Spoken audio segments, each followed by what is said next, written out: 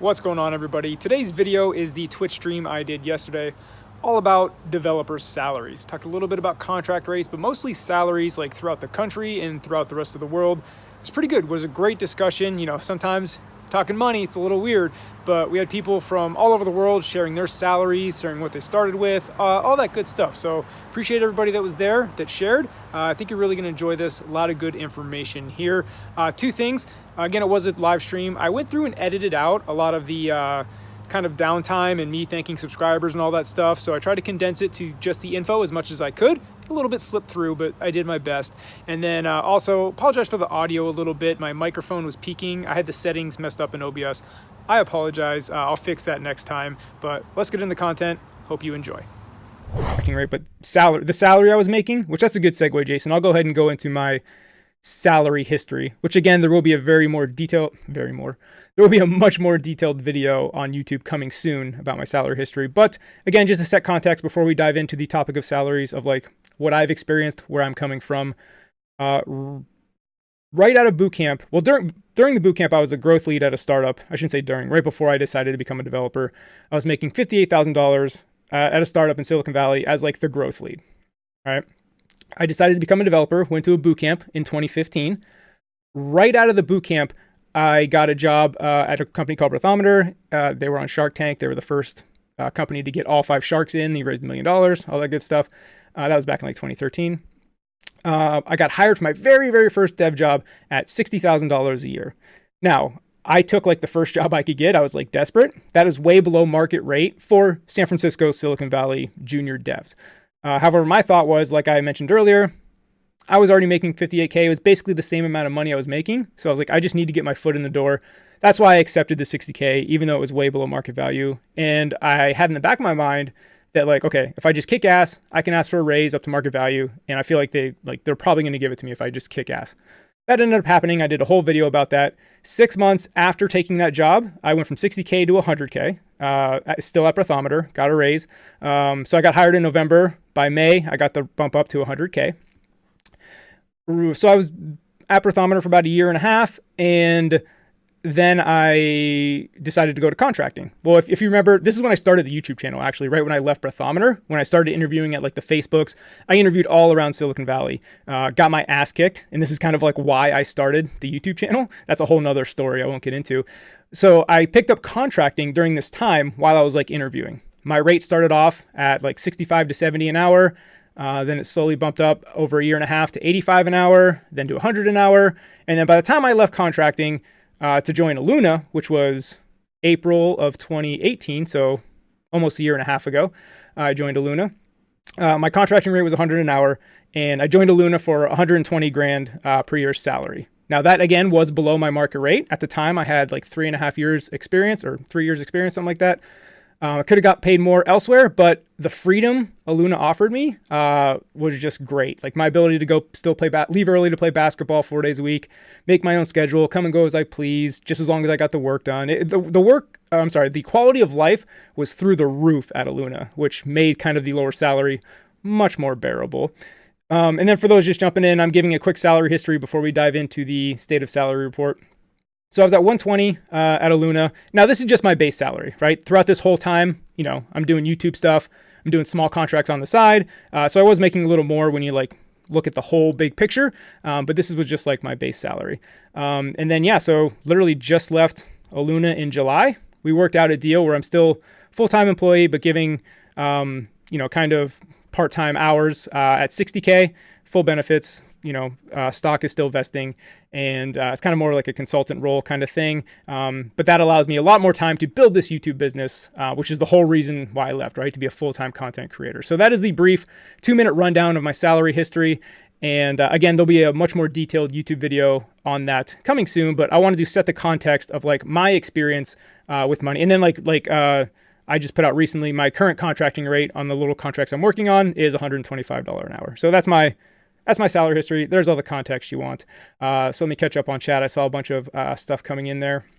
Yeah, Jason, 58K in Silicon Valley. I had roommates at the time, so it was fine.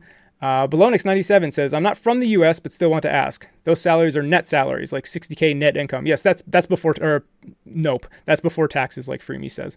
So yeah, that's but that's how we, I don't know, maybe it's different in the US. That's how we always say like salaries is always like before taxes. Rick Plays War says, I don't mind sharing my salary as a .NET developer and SQL DB administrator, $145K a year. Nice. With bonus and benefits, usually about $215. I work at an investment management firm. Rick, if you don't mind, also, how many years of experience do you have? How long have you been a .NET developer?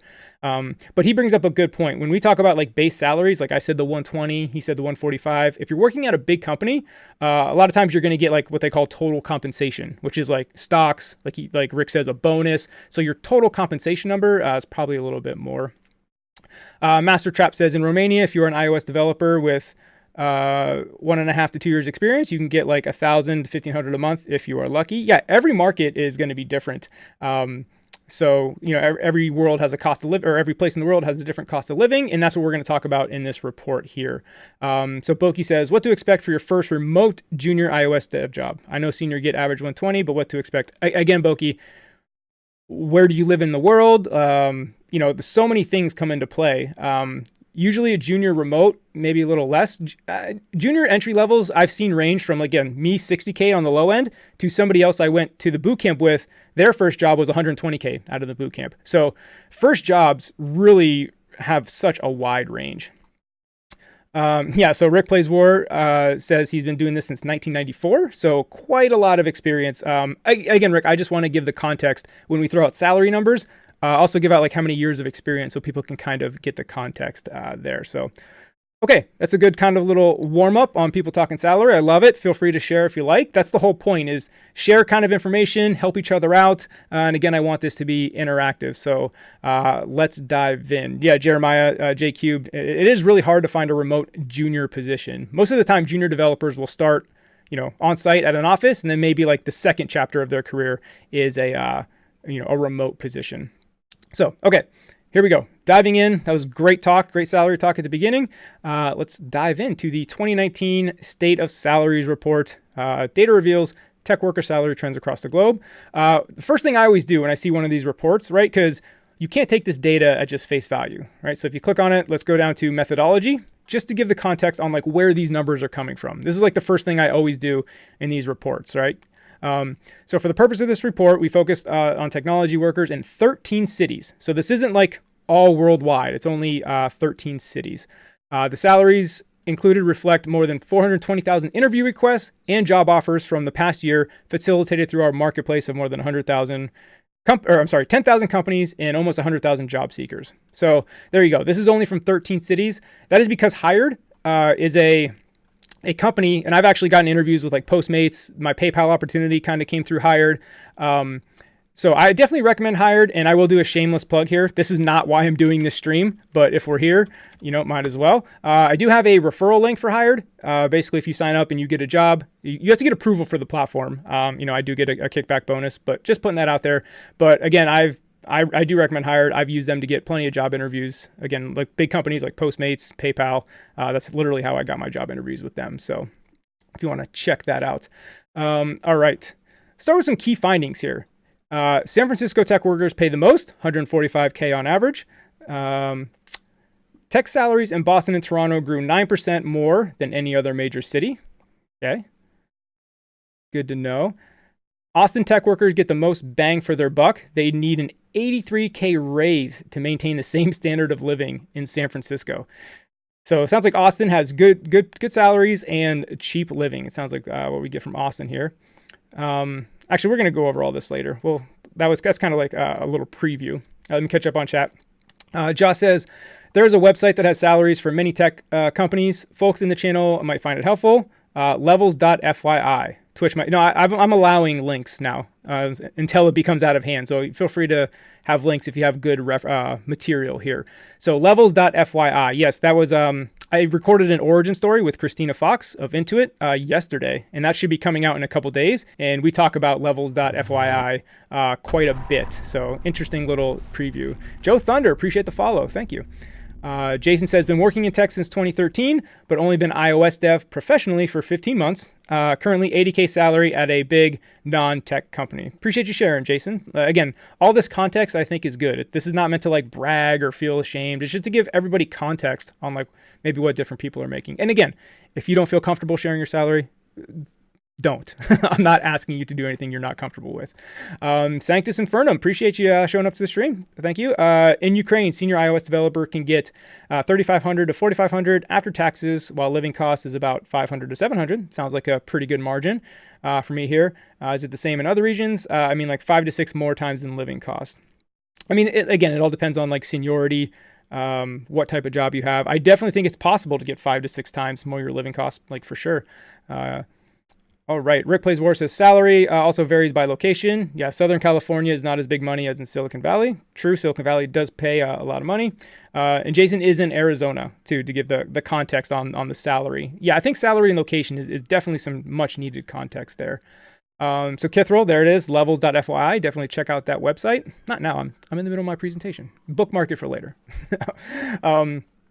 So we'll skip the overview and get right to the data here. But this is kind of what they talk about. So basically Boston, Austin, and DC says are giving San Francisco a run for its money. For the 4th year in a row, San Francisco Bay Area comes out on top as the highest paying market, with salaries up 2%. This doesn't come as a surprise considering a skyrocketing rents, sure. However, many cities are giving the Bay Area a run for their money, mainly Boston. Boston's up 9%. Austin and Washington, D.C. aren't far behind with 6%. And Toronto is also increasing by 9%. We're going to get to some like graphs and stuff that really dive into this more later here in a bit. Jarek says this is great info. Appreciate that. Yes, we had Diggs fix the links, Jason. Diggs fix the links. We're good to go. So I don't mind posting links until like people start spamming. Then we'll have to address it. But hopefully everybody here is cool enough not to spam links. So don't ruin it for everybody. 1 in 3 tech workers expect a raise within 8 months of starting at a new company if they receive a positive performance review. I would say that's pretty standard. Like I said, I mentioned the breathometer raise. I got mine at the 6-month mark. However, I was told I was getting it at like the 2-month mark. Like they were impressed right away. We just had to wait for like Series A to close. Like when you're dealing with small startups, there's a lot of like funding issues. So a lot of times it's like, okay, when we get Series A, you'll get a raise. You'll hear that a ton probably. And a lot of times Series A will get delayed for a month or a week. So it's, anyway, that's the issue I dealt with. But I would say if you have good performance, expecting a raise 8 months to a year is probably pretty standard. And despite this year's IPO wave, more than half of global tech workers, 54%, are on the fence about foregoing a higher salary for company equity. This is an interesting question. I want to pose this to the chat here. This is because if you work at small startups, like that's pretty much been my whole career. It's always you sacrifice salary, but you get a much higher equity percentage in the company. Now, my take on it, especially at small startups, I'm talking seed stage, Series A, like those shares are just lottery tickets, right? 98% of the time, they're going to be worth absolutely nothing. So I tend to go more for the cash than the equity, but that might send like a bad signal. Totally get that, right? They might be like, oh, you don't believe in what we're doing here. So it is a little tricky. But if you just play like pure math, they're just lottery tickets. But it is tricky because if you say I don't want equity, they think you're just there part-time and you don't really believe in what the company's doing. So it's a tricky situation, but that's just how I feel about it. So curious if you would like more equity, because equity could make you a multimillionaire if the company hits, right? Like if you got in on Lyft, like as like the 10th employee, right? You're doing pretty well. So it can work out. But again, it's just the percentages are not in your favor. Rick Plays War says, I never worked for a startup. Don't know how stock options work. I can give a quick little this is in line. So typically stocks for a startup I'll leave this map up so you guys have something to look at while I explain this. Typically stocks at a startup are a 4-year vesting period with a 1-year cliff. You'll hear that little phrase all the time, 4-year vest with a 1-year cliff. What that means is say you get, I'm just using easy numbers. Say you get 100,000 shares of a company. But again, it's 4-year vest with a 1-year cliff. What that means is you're going to get 25% every year. You're not going to get those 100 shares right up front. So you got to be there for 4 years to get those full 100,000 shares. Sorry. What the 1-year cliff means is you don't get a single share until you've been there for a year. And that just prevents people from working at a company for 3 years just for the stock and then bailing, right? So once you finish your first year, you're going to get 25% of your total shares. So in this 100,000 shares example, you're going to get 25,000 shares on your 1 year anniversary. And then typically how it works is you're going to get 25% every year, except they get released to you on a monthly basis. So for example, you're going to get 25,000 more shares the second year, except you're going to get whatever 25,000 divided by 12 is at the end of each month.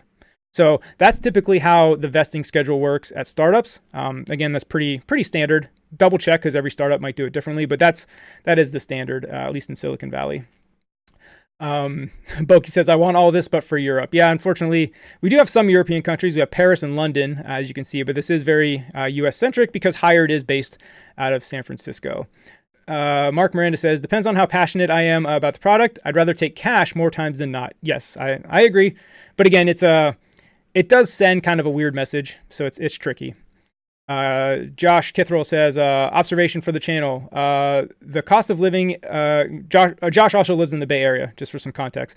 The cost of living in or near San Francisco is so high that it doesn't make sense to live here from a strictly cost of living perspective, even considering the higher salaries. I live here for other reasons, the climate, the tech community. We're going to touch on this in a little bit, Josh, and a wide variety of tech jobs in case I need one. I currently have one and love it. Yeah, Josh, we're going to touch on like other reasons why you might want to be in the Bay Area. Cool, San Diego area. My area is on the map. Yep, there you go. Mr. Imposa, appreciate you joining the stream. Good to see you. 6 years experience as an embedded dev. I learn iOS dev on the side. Working as an iOS dev for 8 months now. $2,200 a month after tax in Romania. Appreciate you sharing that. Again, just giving a lot of context, especially worldwide, because a lot of this is going to be US centric because that's what the report is. So I would love to hear like the worldwide kind of points of views here. Kev's note says, talking to Josh, I can relate. I live in Boston, so it's not as high, but I stay in the city for several reasons. So let's actually talk about that because this is actually, we're going to skip ahead a little bit here, and we're going to bounce back because we're on the subject. So here is average tech worker salary adjusted for the cost of living in San Francisco. So like if you're going to compare what you make in Austin, Texas, what that would be in like San Francisco money. So you see the Austin number is the highest, $208,000. That just means cost of living is pretty cheap in Austin. But even though all these cities on this map have great tech communities, I'm not bashing them. None of them are Silicon Valley. And what Josh is saying, and even let me see, who said there was in Boston? Sorry, I forgot that. Yeah, Kev's notes. You're there for the community. Like I've seen Josh a few times at different meetups, right? They'll have WWDC viewing parties, coffee meetups, meetups at Lyft, right? The concentration of developers, not just iOS developers, but all developers, the concentration of big companies in San Francisco / Silicon Valley, like I don't think you can match that. So yes, it is expensive there, but you can't just compare it on straight up cost of living. Like the opportunity, like Josh says, and it's believe it or not, like San Francisco, Silicon Valley is a very, very small town. Like, especially with like the internet, like everybody knows everybody, or you know somebody who knows somebody. It's a very small world, which is why the networking in San Francisco is amazing. I know I'm just talking it up. I love the city. I know there's pros and cons. It's not all great. But I do get a little annoyed when people just look at, oh, well, you make X amount of money in San Francisco. That's like making $60K here in my small town. It's like, sure, but I'm in San Francisco. I'm in the center of the tech universe. There's so many more opportunities that come with that rather than just the straight up money aspect of things. So anyway, that's my rant. It sounded like other people, like Kev's notes said, the communities in Boston is great as well. And just like I said, the jobs in San Francisco for developers, they're just one on every corner, it feels like. Jay Keep says, looks like I need to move to Austin. Yeah, especially if you work remotely, Jeremiah, that's for sure. Patrick says, and you move over to Mississippi, nothing. So Patrick can probably speak to this, right? Like, Patrick, are there any meetups even remotely close to you? Are there other developers that live around you? Because Patrick lives in Mississippi, and not to be stereotypical, but not exactly known to be a tech hub, right? So that can be really hard trying to learn development, become a developer when like nobody else is around you even knows what development is. So he just said, no, Atlanta. So for those that aren't super familiar with the United States, right where my mouse is, that's Mississippi. No, I'm sorry, that's Alabama. I'm an idiot. Mississippi's right here.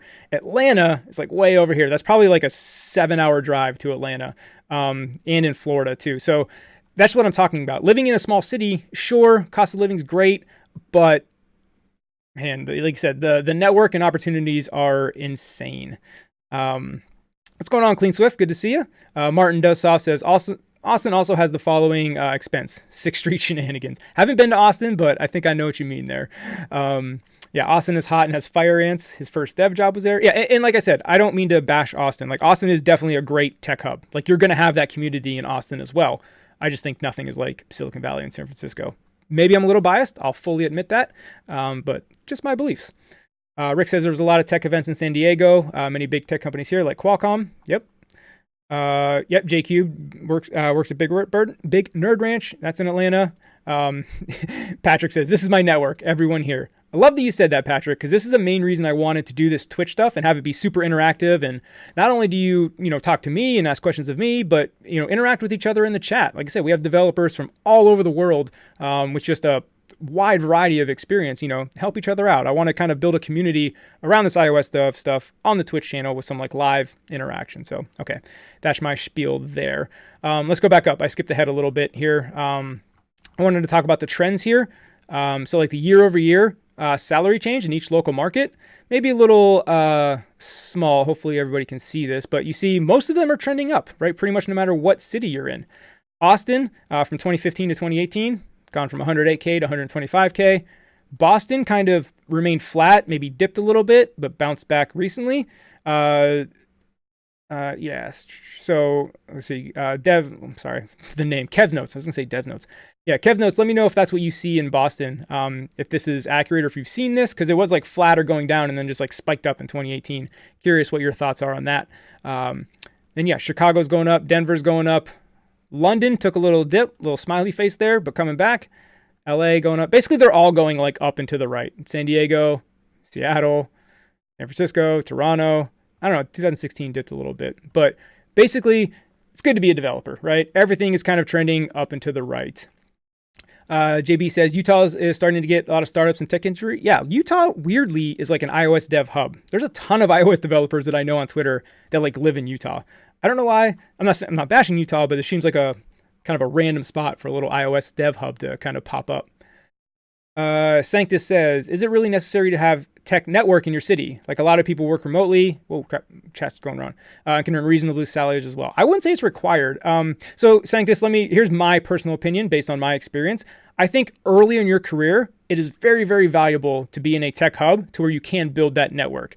I think once you've built that network and maybe not built a following on Twitter, that sounds kind of bad, but maybe like hooked up with people on Twitter, like you follow each other, you have a decent Twitter following, or you follow a bunch of devs that you can interact with. I think once you've established your network, it's fine to move away from a tech hub. That's exactly, and I'm saying that because that's exactly what I'm doing. I felt like I got what I needed out of San Francisco. I feel like, with the YouTube channel, the Twitter following, all the people I met while I was there, I feel like I have a pretty good enough network that I don't need to be there anymore. However, if you don't have that network, I do think it's very, very valuable to at least do a small chapter of your career in one of these tech hubs to build that network. Okay. Mark Miranda says, I grew up in LA, moved to Denver before it was cool. Thinking about moving again as I've gotten older. I have less tolerance for traffic. Glad to be a remote dev. That's the beauty of being a remote dev. You can make these kind of salaries and live wherever you want, right? So that's kind of why these cost of living things are interesting. Like, for example, if you were remote, like we talked about, and, move to Austin, you still get that tech community if you can handle the heat and the fire ants, like Josh said. Kevin Notes says, sound about right. Recently, there's been a huge influx of job openings in tech. A lot of, what's MLDS stuff? You have to educate me on that, Kev Notes. I'm not sure what, machine learning, what is DS? It's got to be machine learning, right? I'm not sure what DS is. Data science? That would be my guess. JB says, yep, your internship's in Utah. Martin's in Utah. Nothing else to do here in Utah except make super hard Mario Maker levels for me to just die over and over again on, right Martin? Joe Thunder, good to see you. Thanks for the follow again. Networking face-to-face helps you get interviews, for sure. Again, like I said, doing a chapter in these tech hubs is great. Drink Nation says, we have zero tech networking here in Connecticut. Sorry, Gil. It's always hard to connect the real name to the Twitch name. I'll remember it eventually. But Gil, Gil and I did some coaching, just got a recent job, iOS, so congrats again. But zero tech networking here in Connecticut, and about the same for iOS community, mostly because it's heavy in .NET. Yeah, at least Connecticut's closer to, some other tech hubs like Boston, New York. Yeah. Yep, machine learning, data science, that's what he said. Martin Does Stuff says he's in Oregon, but I've been to Utah. Gotcha. And level update, one person has beat it. Can't wait for you to make it too. I haven't practiced it yet, but I plan on it. Cody says, I haven't done much networking in Seattle. Well, Seattle, you got Amazon, Microsoft, you got a ton going on in Seattle. I know it's here, but most of my team is remote. I like that I have the option to do meetups, but honestly, the stream is nice just for that. Thank you. Yeah. You can network online. There's plenty of online communities, but again, face-to-face networking is good. Like you said, Cody, you have the option. You can do both. That's pretty much the ultimate luxury. Joe Thunder, Sean, will you recommend taking a lower pay for that first dev job? Yes, Joe, because that's exactly what I did. So I'm going to be biased in this answer, but my whole take on the salary thing, and it did help, and I know not everybody's in this situation with money, is that when I first moved to San Francisco, I saved up a bunch of money for living expenses because I moved out to San Francisco. I didn't know anybody. I didn't have a job. I just moved out there and I just had savings. So I was living off those savings. So luckily I got a job quick enough. Again, this was as a growth lead, not as a dev, that I didn't have to spend those savings. So when I took my first dev job at a much lower salary, I still had a chunk of that savings left. So I wasn't eating ramen noodles, living paycheck to paycheck, So I was able to take that lower salary. Again, for those maybe coming in late, my first dev job I ever took in San Francisco was $60K. 6 months later, I got a bump up to $100K, just for the context. And for those that know Silicon Valley salaries, $60K for a developer, way below market value, way below. So I did just that, Joe. I took that lower salary because I knew I just needed to get my foot in the door, especially as a self-taught developer. I was like, once I get a year experience, I'll be fine. But getting that first job is so tough. So I wasn't picky. I was like, I'll take it. I know I'm going to bust my ass. I'll prove myself. And that's kind of what happened. So maybe a little survivorship bias there, but that's what I did. So I definitely would recommend that. Rick Plays War says, also the Sean Allen Slack group is very supportive. That is true. That is everybody's just giving me layups here. That is the Patreon community that I have. If you are interested in that, got about 100 devs all around the world in Slack, kind of doing something similar here, right? People are going to job interviews. They're asking for advice. We just talk all kinds of dev stuff in there. And it's, again, devs from all over the world. No problem, UNC Dan. Like I said, you hopped in late. I didn't update that, but yeah, trying to keep it focused, but all good. Jeremiah with the zinger. There you go. Iman Harot says, I self-started and networking was the single biggest change I made. Learning all day is fine because your skills need to be there, but the smartest dev is the person who gets the job. Met a bunch of LA devs, doors started opening left and right. Yes, your network is your net worth. I say Twitter is the most important tool for a developer. Get on there, start networking. Awesome. So interesting part here too is salaries for top software engineering roles. And then you see we can go to different cities. Now, so in SF Bay Area, you got search engineer. You can see the numbers here. I'm not going to read them out for you. Security engineer and then blockchain engineer, right? So this is the interesting part, right? I don't know. I always like to look for the emerging technologies. I'm a big Bitcoin believer. We won't talk about Bitcoin, but I'm all in on the blockchain, Bitcoin, all that good stuff. So it's interesting to see the top salaries for engineers in all these cities. You'll see blockchain engineer is right up there with everything else in the Bay Area. You're talking a $2,000 difference on 155K is nothing. New York, see blockchain engineer again, second place. Interesting in New York, gaming engineer making the most in New York. I don't view New York as a game development hub, but that's pretty interesting. Toronto, again, blockchain engineer up there in Toronto. Toronto's a major hub for Ethereum-based products. A lot of Ethereum stuff going on in Toronto. Got machine learning, natural language processing. I think that's the only one you see there. London, again, blockchain engineer. Paris, blockchain engineer number one. So I don't know. You can see some trends emerging here. All the talent. I shouldn't say all the talent. There's a lot of talent flooding into the blockchain space, whether that's Bitcoin or other blockchain projects. So. Follow the talent. And you can see kind of where the world is going to go. So interesting tidbits there. Section 2, tech workers want more bang for the buck and will move for it. So despite the Bay Area's, large paychecks, job seekers are feeling underpaid due to high cost of living and sky-high real estate prices. They've begun noticing the perks of relocating, which include, offsetting expenses, high taxes. Yeah, let's not talk about California taxes.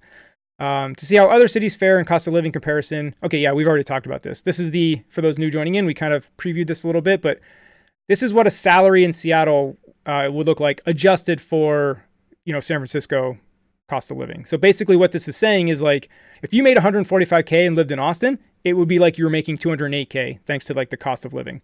So that's kind of what these numbers mean. And we talked about this a little bit, so I'll go over this a little more quickly. But again, this is what brought up the whole location and networking discussion, is because I made the point that like, yes, your money may go further in these cities, but that's just straight up monetary. There are other reasons why being in Silicon Valley is good, and that is like the network, all the companies that are there, all the developers there. It's a very small place, very small town, and the concentration of talent and opportunity is incredible there. So yeah, we can move on past that. We've already beat that discussion down. Yeah, JQ, California taxes for the win. How much will you get after taxes in SF with 145K? I don't know, what is state tax, like 13%? So knock off 13% and then knock off 35%, roughly, probably 36% for federal. There you go. I'm not going to do the math right now. And that's just rough numbers. I'm not a walking tax book, but I think those are pretty rough numbers. 36% federal and then 13 state. Somebody's going to correct me either here live or in the comments on YouTube. All right, Cody, let me read this here. I went back to school in 2015 and got my master's online. I was living in Texas at the time and moved to Seattle. After I finished school in 2017, I got an internship at a large media company. I was making something like $30 an hour, worked there for about 6 months, and got my first full-time role at 100K. After a year and a half, I moved to another large media company and made 130K, total comp of 150K. Is this still in the Texas area, or is this no, you moved to Seattle. So we're in the Seattle area up here in the upper left here. In hindsight, it was totally worth doing the internship to get that foot in the door. Okay, so that was the point Cody was trying to make is, working cheap at first to get your foot in the door. Like I called it my launching pad, right? I knew that getting that first job was just going to just set my career off because I just had confidence in myself and like I know how I am. So yes, Cody's point is taking less money to get your foot in the door and get that first job. My opinion, you're going to have people that think differently, of course, but my opinion, sounds like Cody agrees, is that yes, it is worth it just to get the ball rolling. You may have to suck it up for a little bit, but as you can see, because that's a typical thing too in tech, as you transfer from company to company, that's typically how you get the big pay raise. Most of the time, you're not going to get the big pay raise by staying at one company and getting a promotion. Yes, that's a pay raise that you'll probably get, but you're probably going to get a bigger pay raise jumping to another company with like a new job title. That's probably going to be the bigger pay raise. So that's why you see a lot of people hop from company to company, but good stuff. What a world we live in where $30 an hour is the low end. That's very true. We are very fortunate as developers, as you can see by these numbers here sitting on the map. Rick Plays War says, working cheap is also a single person's game. I have a family kid, so can't work for cheap. Very good point. Very good piece of context. I know Cody has children now. I'm not sure if he was dealing with that back then when he was doing that, but very good point, Rick. All right, let's keep moving on with the report here. I don't know what to make of this. Given the cost of living in your current city, do you think you're compensated fairly? It's basically 50-50. I think this is such a personal thing. Basically, like what Rick just said, like, is somebody with 3 kids going to feel fairly compensated? Maybe not. Is a single person that has no obligations and more money than they know what to do with, maybe they feel fine. So that's I think that question is kind of useless in this context, to be honest with you. So what are the main motivators for you to relocate? This is interesting too. 41%, I want to experience a new city. 19%, I'm interested in a specific job opportunity. I want to live in a less expensive city. This was my reason for moving from San Francisco. I needed more space for my studio, and buying space in San Francisco is ridiculous. Plus, experiencing a new city is not bad either. And I wanted to live closer to my family. So basically, my reasons for leaving San Francisco are everything but the upper right. This is interesting. Where developers learn to code. I would love to hear in the chat where you fall into this, right? So 46% of the developers, again, that were highlighted in this survey, again, that was only in 13 cities. It was about 98,000 applicants, I believe. 46% of them earned a computer science degree. 21% were self-taught. 20% have a relevant college degree. 13% participated in developer boot camps.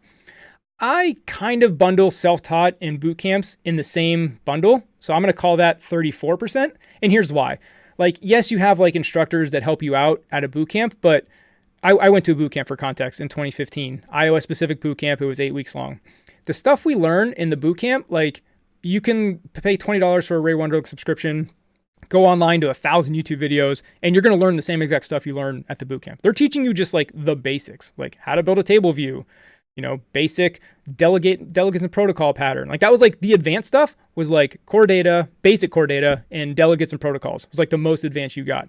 You can learn that stuff online for damn near free. So this is why I bundle boot camps and self-taught. The main benefit of a boot camp is forcing you to do it, in my opinion, right? When you're going to a boot camp, especially in person, you're there for 10 hours a day, every day. Like you're being forced to learn. Whereas when you're self-taught, you're like, oh, I'm going to do a couple hours a night. You know what I mean? That may take a lot longer. So anyway, I kind of bundle those in the same group, but I want to hear kind of what we got here. JB, computer science degree. This is interesting context for like all the mixes. This is the whole reason why I do the show Origin Stories, because there's so many different paths to becoming a developer, and we're about to see a bunch here. So I skipped over some here. Okay. Rick says there's also a huge age bias in dev. We do talk about that in a little bit, Rick. Hold that thought. There's a whole section on age here. We're going to come back to that. Jason says bachelor's degree. Not sure if it helped at all to get a dev job. Computer science, boot camp. Mariposa, computer science. Patrick, self-taught, about 4 years. Rick Plays War says, I learned from high school, college, self-taught books, now more online instead of books. Patrick is still learning. J Cube says, I have a sort of relevant degree, but mostly self-taught. Freemy got a CS degree and went to a boot camp and took tons of online courses. Wow, you did everything, Freemy. You did all of it, but I still don't know how to code. Interesting. I'm curious why you feel that way. If you have the CS degree, did a boot camp, tons of online courses, I feel like you should know. I don't know. I'm curious to hear why you feel like you still don't know how to code, or if you were just joking. I mean, that'd be a funny joke. Joe Thunder is currently in a boot camp. Interesting. Cody, CS Masters, but online. Jason, self-taught by Sean Allen. Nice. Barely any programming in my degree. Gremico says, self-learning to maybe get into the industry in the future. Good. Yeah, I mean, some people are just doing this as a hobby, too. They're not necessarily trying to get a job. Ed Lopez, self-taught, some community college. Nice. Jarek, I agree for iOS, SA tutorials, 100 Days of Swift, go to a boot camp, slay, get a job in 15 weeks. Yeah, Jarek is I think you're currently still in Lambda school. Can't remember if you graduated on. You should be close to graduating if my math is correct. So curious to hear your journey where you're going to end up. Jarek also was one of the finalists for the Aluna position that I hired as well. So met Jarek a few times in person, hung out with him at WWDC, watched the Warriors game, had a good time. Kev's note says, in school right now for mathematics. Kev, are you looking to get an iOS development job or just a development job in general once you graduate? Curious to hear. Freemy or JB says he feels the same way. Oh, Joe Thunder's in Lambda School. I don't know if Jarek and Joe know each other. I'm in Lambda School right now. After the Swift course, which is 6 months, I plan on start looking for jobs. Nice. Gil says, Gil, Drink Nation says, I have an associate's degree, .NET dev for 5.5 years. Started out making $55K a year, and now I'm at $110K base, $125K comp package. Was that the iOS position, Dev or Gil? I'm curious to hear, if you don't mind sharing. Sounds like you don't, since you are sharing this. The .NET dev of 5 years experience to the junior iOS dev pay. You don't have to say the numbers if you don't want to, but was that a pay raise, or did you take a step back in pay switching to iOS dev? Curious about that. Because like you said, you were 5.5 years experience and then you went back to a junior dev, which I admire. I'm not talking shit. Like I think a lot of people are scared to take like 2 steps backwards in order to take 10 steps forwards. So I'm just curious to hear what you have there. Yes, Jarek did just graduate. Freemy says he's not joking. I think I'm dumb AF. I spent tons of money on books too. It's time for me to let go. I don't know. We can talk offline. I'd be happy to help. Maybe kind of get you over the hump if you want. Maybe DM me on Twitter or email me. Put the email here. This is probably pretty risky. This is going to go on YouTube. Maybe I'll get a ton of emails. But yeah, Freemy, let me know. Happy to talk about that. I hate to see you invest that much and then let it go, unless you're just not interested in it. If you're not interested in it and you want to do something else, of course, that's fine. Okay, so Gil said, no, that's just .NET. Gotcha. Kev's note says, the more interested in research machine learning I get, I'm extremely passionate about its application in iOS specifically. So iOS is the future. Nice. TSQL dev, Sean helped me get my only iOS app out back when he was first starting one-on-one help for profit. Not sure if I'll ever go back to iOS. Martin, I was wondering if that was you. I remember, yeah, I didn't know if that was you or not, but I was wondering when you were sending the Mario Maker stuff as well. Good to see you again. It's been a while, Martin. Yes, Martin, I think, was my first coaching client. So Funny, little nostalgia there, like 2 years ago. Drink Nation was comparable to other things. Cool. All right, cool. Let me go ahead and get back to this here. So good to hear everybody's kind of origins, like the computer science and, boot camp, how everybody kind of became a developer. Love hearing that stuff. Again, that's the whole reason for origin stories. Do you think boot camp helped you get your job to prepare for an engineering job? Would love to hear people who have done a boot camp that actually got a job. That's me. 76% say yes, 24% say no. I say yes and no. Like I said, the learnings of the boot camp, like I had to learn a whole bunch more after the boot camp in order to get my job. However, I do think people, when they hear like people hiring, oh, he did a boot camp, that's like instant credibility, or more credibility than it's like, yeah, I've been learning on my own. They might be a little more leery of the whole, yeah, I just been learning on my own versus I went to a boot camp and graduated. So I do think that helped, but would be curious to hear anybody out there who did a boot camp and got a job, what they think. Interesting. As a technical hiring manager, would you hire a boot camp grad for an open role? This is interesting. 57% said yes, but still 36% said not sure. 7% flat out said no. I think this is changing over time, but boot camps definitely used to have a negative stigma, right? People would think a boot camp grad didn't really know anything. In my experience, again, back in 2015, I'm sure things have changed, would kind of be the same. Like I came out of that boot camp. Yeah, it was an 8-week intensive boot camp, but I didn't feel like I knew anything coming out of the boot camp. So when I got my job, I said this a bunch of times, they hired me for me. They didn't hire me because I was like great technically. They just liked me, like my work ethic, and they had confidence that I would learn the job. Rick, this is the ageism we were talking about here. We said salaries plateau after age 40. So I'd love to hear from the older people out there. I'm 37. I'm pushing 40. It says, our data also shines a light on a less talked about form of bias within tech, ageism. This year, our data shows that average tech workers' salary plateaus after age 40 in the U.S. So you can see salary from, here's the age ranges. You see that. All right, Jason, we'll catch you later. Thanks for hanging out.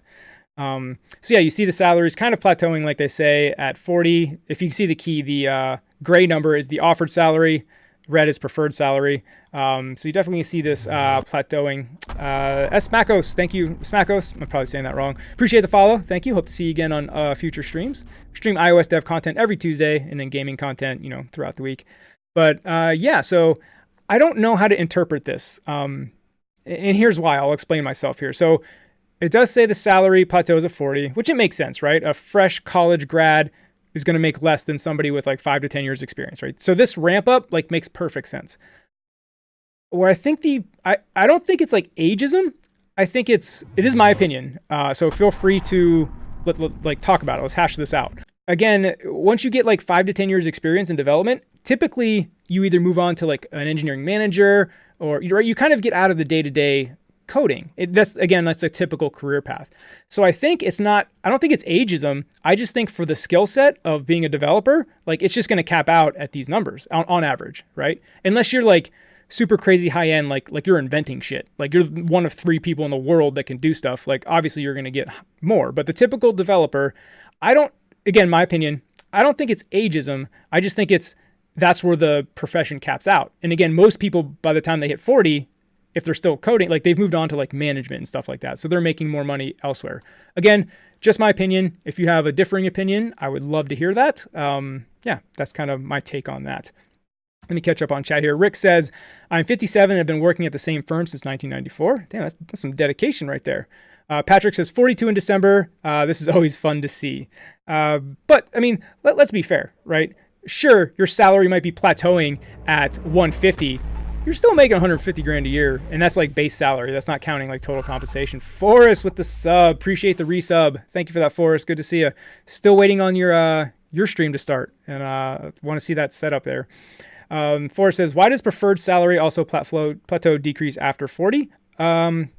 Interesting. I think that's like kind of what I just said and why I think it plateaus. I don't think it's an age thing. I just think there's like a salary cap for the profession almost, right? For just day-to-day coding. I just think it's going to plateau at a salary. If you want to code every day, like I said, and make a higher salary, I think you got to like, again, be the tippy top, like inventing stuff, right? You have to be the one that like was the first to code Snapchat face filters kind of stuff. If you have that kind of talent, I think you can make more money. But if you're just the day-to-day coder doing normal coding stuff, I think you're going to plateau. So anyway, my take on it, again, would love to hear somebody else's counterpoint. I'm not claiming to know everything and be right. But again, appreciate the sub for us. Thank you. Patrick says, I think it's the same thing. 40, you start moving into management. People are retiring. Yeah, I do think it's that too as well. Boki says, 23 and planning to get the first job next year. Keep it up, Boki. Keep going. Keep us updated on how that goes here. Gil says, I completely agree with that analysis. I think there's a soft cap for dev salaries. A dev that turns into a manager is still upwards at that point, like dev managers, etc. Yeah, like I said, I think that's where most people, that's the path they take. I don't know if it's because they're just tired of coding every day that they've been doing for 10, 15 years, or if that's just the only way to make more money, right? Because as we're seeing, the salary plateaus. And if they're after more money, they got to get into like management, maybe be a CTO eventually.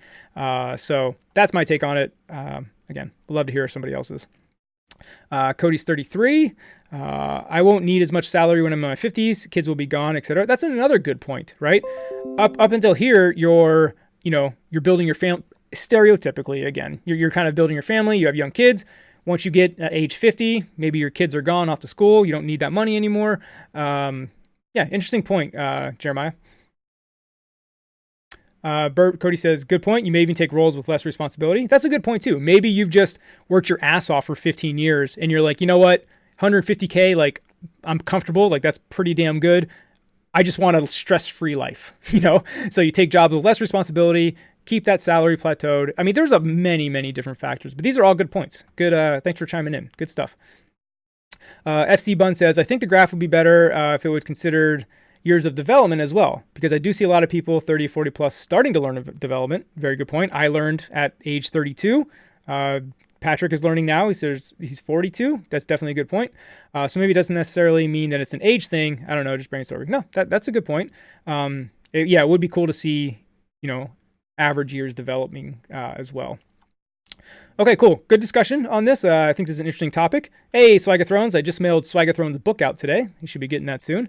I think that actually exists another path to make more money. Coding. My boss is a main dev in his team, and with that jump, the money jumps too. Yeah, I mean, there's going to be exceptions to the rule, right? This is like on average. There's always exceptions.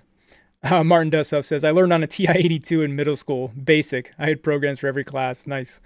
Patrick says, 37 years old when I started. Yeah. I think a lot of people in my community definitely skew more towards the like late 20s, 30s. And I think that's because my content in my story is somebody who is older and changed careers into coding, right? I think some other YouTube channels may cater towards, people in school because that's their experience, and that's fine too. So I think you're going to get a lot of older crowd here in my chat, that's for sure. Sanctus was 17 years old when he started. It's 25 now. See, I'm so jealous of that. Like, again, I started at 32. I can't imagine if I started this at 17, like where I'd be right now. And again, I might even say probably burnt out and not even doing it. Who knows? But that's awesome, Sanctus. Okay, so this is actually an interesting discussion here. We can move on from the age discussion here. What are the most compelling company benefits for tech workers? So if you're going to get a job at a company, like, of course, you got the money, the salary that we've been talking about. Maybe there's the healthcare, unlimited PTO, paid maternity leave, just quality of life, the team, the product, right? Obviously all these things matter, but I guess what is your number one thing when you're looking for a new job? Provided maybe it's not your first ever job and you're just like, I just want a job. But, if you have kind of the pick, say you're picking between 5 companies, like what's the number one factor that you're looking for? Again, could be money, the team's great, you just want to work at Apple because it's the prestige, the benefits, all that stuff. Define unlimited PTO. So what unlimited PTO is, and this is kind of a trick like startups do, they always advertise this like, hey, unlimited time off. Like, most kind of corporate jobs might give, hey, you get 3 weeks vacation. That's it. There you go. Use your 3 weeks, use it or lose it. That's very common. Well, the tech companies and the startups are like, take as much vacation as you want. We don't care. We're not going to track it. We're not going to mess with that. And PTO is paid time off. So you get paid for it. So you get unlimited PTO. Now, the reason that's a trick is because Cody gifting the subs. But what I was saying was the unlimited PTO is kind of a trick is because people don't take, nobody's taking 4 months vacation at a job, right? It's kind of it's almost like reverse psychology. I think they've done a study that in fact, people actually take less vacation when you have quote unquote unlimited PTO. So the option was, hey, you get 3 weeks vacation a year or you have unlimited PTO. I think they've done a study to where it's like people took less vacation under the unlimited PTO policy. And then also like you don't have people like tracking vacation days. Like that's an admin hassle. So anyway, my PTO rant. Martin says, the biggest thing for me would be how well I jive with the team members. Yep. I think my opinion, the team is like super, super important. Cause I always say you spend more time with these people than like your family, like 8 hours a day for sure. Rick says, if I was switching, it would be healthcare as I have a family. Yep. This is why I think this is a great question, is because where everybody's at in life, like everybody has different like desires and wants in life, and everybody's in a different place in life. So you're probably gonna get a ton of different answers. Planeswalker says, hey Sean, I'm glad I discovered your YouTube channel. Thanks for your videos. Appreciate that. Thanks for popping into the stream. Good to see you. Drink Nation says, remote work and unlimited PTO are my top two. So it sounds like Gil wants some quality of life. Forrest, unlimited PTO that actually encourage you to take. Yeah, I think, I don't know if Forrest typed that before I went on my little rant, but he was kind of saying the same thing. Yes, unlimited PTO can be a little bit of a reverse psychology thing, but it is nice not to have to worry about, do I have enough vacation days to go on this cruise or something? It is definitely nice. I am Sonkit Ray. Sonkit, good to see you. First time on Twitch. Sonkit, regular on the YouTube. From watching Sean Allen over on YouTube to Twitch. Just what I said. Good to see you, Sonkit. Real quick side note for those wondering why I'm doing the Twitch stuff. Swag of Thrones with the host, cool, is as a full-time content creator, that's the path I'm trying to get to, is that I want to diversify my platforms, right? If I had every single thing I did on YouTube, it's kind of dangerous when that's like your living. So that's the main reason for Twitch, and it's fun, especially playing video games. Martin says, I get 5 weeks vacation per year and I have to use it all. So they're guaranteed to lose 5 weeks with me, but could have less outage with unlimited. Yep, that's kind of what I was saying. Sanctus says, get hired with unlimited PTO, take a vacation for full year, profit. Sounds like a plan. Good plan to me. Foolproof. Yes, again, Bird Baby, thanks for the gifted sub to Ed. Appreciate that. And then Jason left, but part of the getting these subs here is you get to use these beautiful, beautiful emotes. Smackos with the sub. Appreciate that. Thank you, thank you, thank you. But yes, you can use these emotes now. Click the little chat button, and you'll see all the emote guys. We got the Gold Swift button, Sith Lord Sean, all that good stuff. All right, back to it. But anyway, thank you for the generosity. It's a good way to support the channel. Also, Twitch Prime is free if you have that. Great way to support. Appreciate that. So anyway, good answers on why you want to switch. Very, very interesting. Again, because everybody's in a different place in life. Everybody has different needs. Good stuff. FC Bun says, this probably has a lot to do with the country as well. I guess people in the U.S. would value health insurance more over someone living somewhere where health insurance is cheaper. I say benefits preferences would change a lot depending on geography. Very good point. Yeah, we won't talk about the whole health insurance stuff in the U.S., but that is a very good point. Yeah, getting a job that gives you benefits is key here. So most in-demand software positions by country. So we'll take a pause here. I think we're going to start wrapping up. After this section, I'm going to skim through real quick. I don't know. I touched on all the main topics I want to touch on, so I'm not sure what else is left, but we'll touch here. This is good.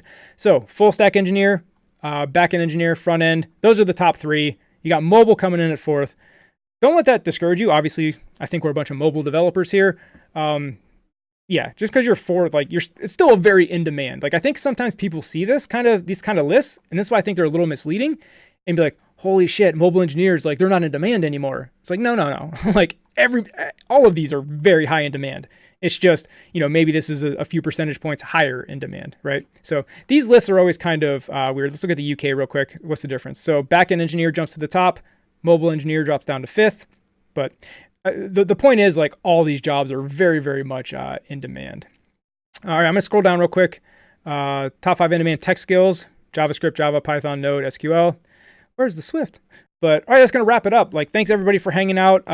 This will go on YouTube tomorrow, I think. But the benefit of coming here and hanging out is that you get to interact in chat, interact with me, interact with each other. Like I said, I'm trying to build a community, bunch of developers that are happy talking about this stuff. And I like the fact that a lot of people shared their information and weren't scared to do that. So appreciate everyone that did that.